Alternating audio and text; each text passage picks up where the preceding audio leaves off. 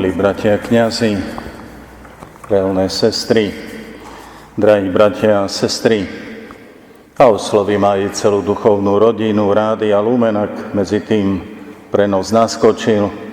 Ak nie, tak nahrávka sa bude vo svojom čase púšťať na Rádiu Lumen, bude zavesená aj na našej stránke, takže kto bude chcieť, tak sa môže k týmto slovám a myšlienkam vrátiť. Ubehol už mesiac a pol od nášho nádherného diecézneho dňa a spomínam s veľkou vďakou voči Pánu Bohu i vám všetkým, známym i neznámym, každému, ktorý ste priložili ruku k dielu, aby toto vďaky vzdávanie Pánu Bohu za dar diecézy bolo také nádherné a povzbudzujúce. Medzi tým sme už si pripomenuli 16. júna aj svätého Nejta, ktorého ostatky máme tu v katedrále. Áno, toto všetko naplňa naše zamýšľanie, naše vďaky vzdávanie za 250 rokov diecézy, čo vnímame ako veľký Boží dar. Práve 16. mája sme veľmi mnohí mohli zažiť spoločenstvo cirkvi rožňavskej diecézy. Ako spoločenstvo jednej rodiny. Keď sme sa zároveň tešili, že naša radosť z diecézy bola radosťou aj ďalších bratov a sestier z iných diecéz, ktorí napriek nepriazni počasia nás poctili svojou prítomnosťou, priputovali sem. A koľkí ďalší vytvárali ešte toto nádherné spoločenstvo cirkvi našej diecézy prostredníctvom našich katolíckych médií, televízie Lux, Rádia Lumen a myslím, že aj Rádio Mária sa zainteresovalo. Tento deň sme všetci spoločne dýchali jedným Božím dýchom a bolo nám dobre. Všetci sme mohli cítiť, že cirkev nie je niečo cudzie, ale že cirkev je nám veľmi blízka a nás nežne objíma. A v tomto rozbitom svete všetci potrebujeme toto láskyplné objatie Boha a presvedčiť sa, akú silu dáva zídené spoločenstvo cirkvi. Veď predsa sám Pán Ježiš prisľúbil, kde sú dvaja alebo traja zhromaždení v mojom mene, tam som ja. A nás bolo do 2,5 000. Boh nás miluje. A my sme to mohli zažiť. A môžete si to znova nájsť v archíve, či televízie Lux, alebo Rádia Lumen, celý tento záznam.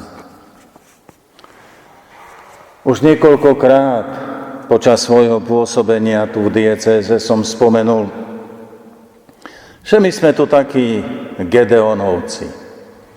A môžete si viac prečítať v starozákonnej knihe Sudcov 6. kapitole, prečo o tom hovorím nie po prvýkrát.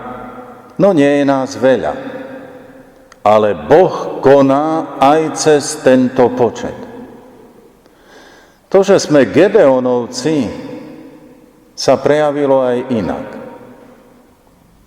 Keď si tak aspoň matne spomínate na príbeh Gedeona, tak viete, že tam sa jednalo o to, aby raz bolo rucho suché a okolie vlhké a potom naopak. A aj keď veľmi potrebujeme dážď, aj sme ho potrebovali. A stále v týchto horúcich dňoch, ale už sa aj obávame určitých návalov a búrok a ľadovca a tak ďalej. Na sobotu 16. mája predpoveď stále ukazovala poriadne veľa dažďu. Možno to aj niektorých odradilo vybrať sa do Rožňavy Aj keď sme kňazom v diecéze rozposlali oznám, že miesto zhromaždenia bude prekryté, takže pútnici nezmoknú. Ale bolo veľa takých, ktorí hovorili, že prídu za každého počasia. Ich to neodradí, či bude tak, alebo tak. A my sme zažili to, o čo prosil Gedeon. Nakoľko naokolo všade pršalo. Dokonca ešte aj pred omšou, aj na námestí. Ale počas svätej omše tu nepršalo. Pršať potom začalo vlastne až po svätej omši, prakticky až počas koncertu. Pán Boh vypočul našu prosbu aj za dážď, lebo ho treba, ale aj to, že na ten čas sme potrebovali, aby dážď nebol. Nemáme byť za čo vďační Pánu Bohu. Pán nás vypočul, obe naše prosby, a my mu vzdávame vďaky. Ďakovať treba každému z vás, ktorí ste prišli, alebo ste sa s nami spojili cez katolícke médiá. Celej akcii predchádzal ako vždy dlhý, iným neviditeľný čas príprav, ktorý nemohol byť bez ťahúňov. Bez ťahúňov, ktorí neraz museli prekonávať to ľudské, na ktoré narážali pri prednášaní svojich vízií. Nedá sa. Alebo to nie je moja starosť. A tieto odmietania pretvárať do víziev nie ako sa to nedá, ale ako to urobiť. A ako presvedčiť niektorých, že spoločenstvo cirkvi nie je len na slávnostné chvíle, ale je dôležité aj to zapojenie sa do príprav a to potrebného počtu ochotných ľudí. A všetkým preto ďakujem. Tú správnu motiváciu pre spoluprácu vyjadril vo svojej homílii aj apoštolský nuncius monsignor Nicola Girasoli, za čo mu veľmi ďakujem jednak za jeho prítomnosť, aj za jeho živé prednesenie homílie plné entuziazmu. A on nám povedal základnú vec, ktorá nás môže zjednocovať alebo rozbíjať. Ak sme upriamení na Krista, to nás zjednotí. Chcel tým povedať, že táto motivácia pomôže prekonávať aj naše ľudské rozdielnosti, ak sme úprimne upriamení na Krista. Ak sa necháme unášať presadzovaním vlastných predstav, krása spoločného diela sa nedostaví. A povedal nám aj jednu veľmi praktickú vetu. Ak človek ide sám, ide rýchlo. Ale ak ideme spolu, ideme ďaleko. To nie sú frázy. Aj toto ľudské, čo nám veľakrát vo všeličom bráni, môže Božie dielo oslabovať, až ničiť. Ale práve touto upriamenosťou na Krista sa môže všetko prekonať. A vytvorí sa krásne dielo, ktorého sme boli svedkami. Dnes teda chcem ďakovať za každého z vás, ktorého tu bolo vidieť a počuť, ale Pánu Bohu ďakujem aj za tých, ktorých nebolo vidieť ani počuť. Ale každého z nich videl a počul Pán Boh. Najmä našich chorých, ktorí boli našimi veľkými duchovnými dobrodincami. Boh videl a vidí do srdca každého z nás. A ako vždy, i teraz nech sám Pán odplatí každému z vás všetko šľachetné a úprimné, čo ste vložili, aby touto slávnosťou bol oslávený Boh. A nech sa svojou milosťou dotkne aj tých, ktorí pre svoj zdôvodnenie nepriložili ruku k dielu, ani ho nepodporili. A ak boli aj takí, ktorí boli proti tejto akcii, nechaj ich sa dotkne Božia milosť. A keďže sme nemali ani nejakých sponzorov, ako to býva v iných diecézach, Boh ukázal svoju veľkosť cez vás všetkých, ktorí ste celú slávnosť podporili, duchovne, morálne i materiálne, a môžete ju aj dodatočne podporiť. Ďakujem aj mestu Rožňava a jeho zložkám, ktoré mali účasť na organizácii podujatia. A veľkým potešením pre nás všetkých bola aj prítomnosť do 80 primátorov, primátoriek, starostov, starostiek z celej diecézy, ktorí prijali pozvanie a prišli na túto slávnosť. Veď predsa žijú v obciach, mestách, ktoré patria do našej diecézy. Dovolím si povedať, že naša slávnosť bola svetlým závanom nových turíc našej diecézy. Ale tie nové turíce sa udejú len za jednej podmienky. Ako sa celá slávnosť 16. mája nepripravila sama od seba a ani automaticky, tak ani účinnosť nových turíc sa nedostaví sama a bez nášho zaangažovania.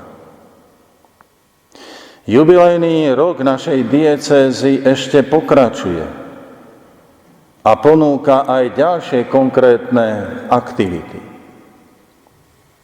Ale znova potrebuje aj ťahúňov, ktorí potiahnu tieto aktivity. Boh chce konať, ale ráta s človekom, cez ktorého konať chce, a človek môže povedať áno, môže povedať nie, môže sa zapojiť, môže všetko odignorovať, ba dokonca môže ešte aj škodiť.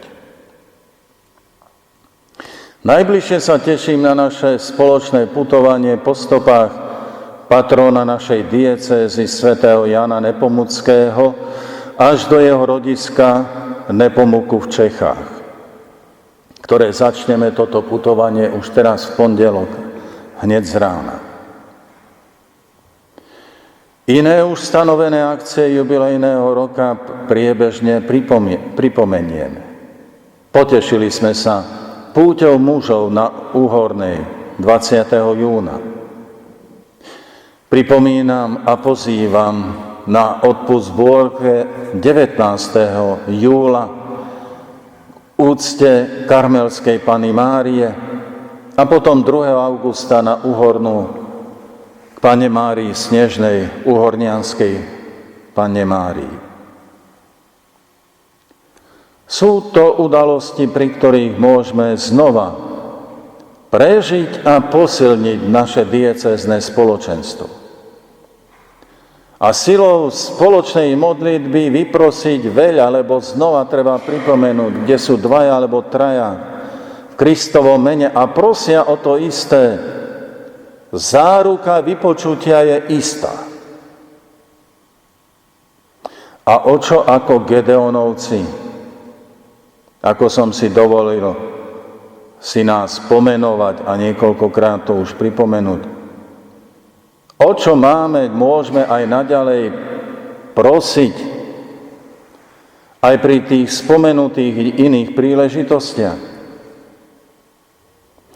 Nebojme sa prosiť, aby rúno, to je celá naša diecéza, bola neustále vlhká Božou milosťou.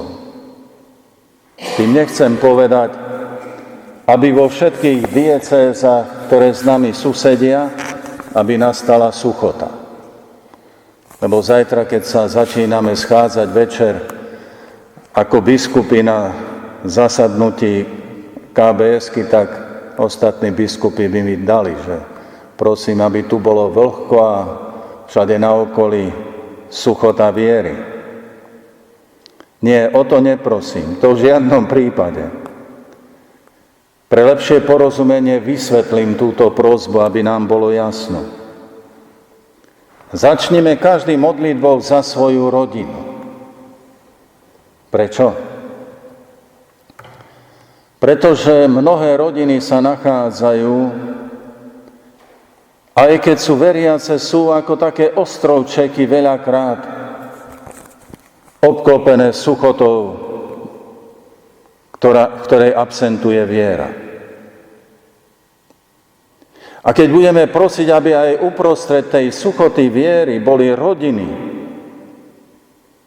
ktorých je živá vlhkosť viery, tam bude aj živá viera. Živá viera a vlhkosť Božej milosti.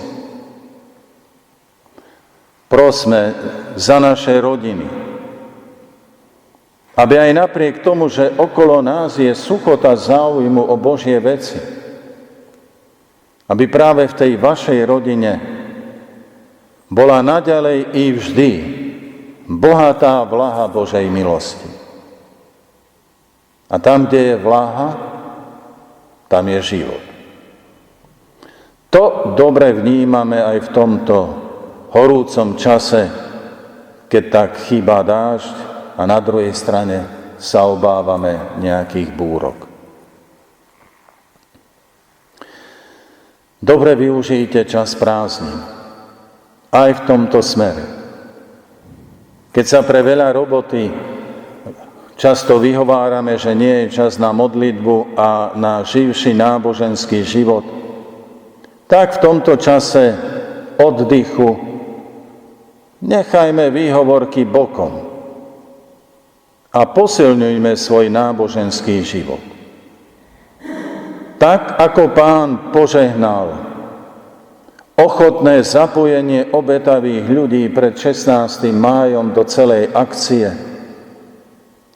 tak aj teraz chce a očakáva naše zaangažovanie a nie nečinnosť. Nečinnosť predsa Boh nebude požehnávať. Ak niečo nezasadíte vo svojej záhradke alebo na poli, napríklad nezasadíte zemiaky, budete sa čudovať, že vám nevyrastú zemiaky. Teda ak nezaangažujeme sa v konkrétnej veci života viery, Pán Boh nebude mať čo požehnať. Požehná len to, čo mu ponúkneme. Tak ako keď zasadíme zemiak, vyrastie zemiak. Ak napriek ochote poznáme samých seba a svoje slabosti, s ešte väčšou dôverou sa znova obráťme na Ježiša, aby tak, ako utopil celú čriedu ošípaných vo vode, ako sme to počuli v dnešnom evanjeliu, aby postupne aj v nás ničil všetko, čo je nedobré. A ak treba hneď niečo zničiť, nech to aj hneď zničí. Kto vie, či na začiatku prázdnin nemáme prosiť, aby Boh hneď zničil v nás ľahostajnosť voči Božím veciam. A tak sa modlíme. Pane Ježišu, prosíme ťa ako Gedeon, ak okolo nás, alebo aj v nás samotných, je suchota viery, pretvor túto suchotu na vlhké rúno živej viery v nás v našich rodinách, farnostiach, diecéze a všade. O čo prosíme pri 250. výročí našej diecézy v Tvojom mene, nebeského Otca na príhovor Rožňavskej Panny Márie, svätého Jána Nepomuckého, svätého Nejta, svätého Jozefa. A už aj ďakujeme, že tak, ako si nás vyslyšal 16. mája, tak vypočuješ naše prosby aj teraz. Amen.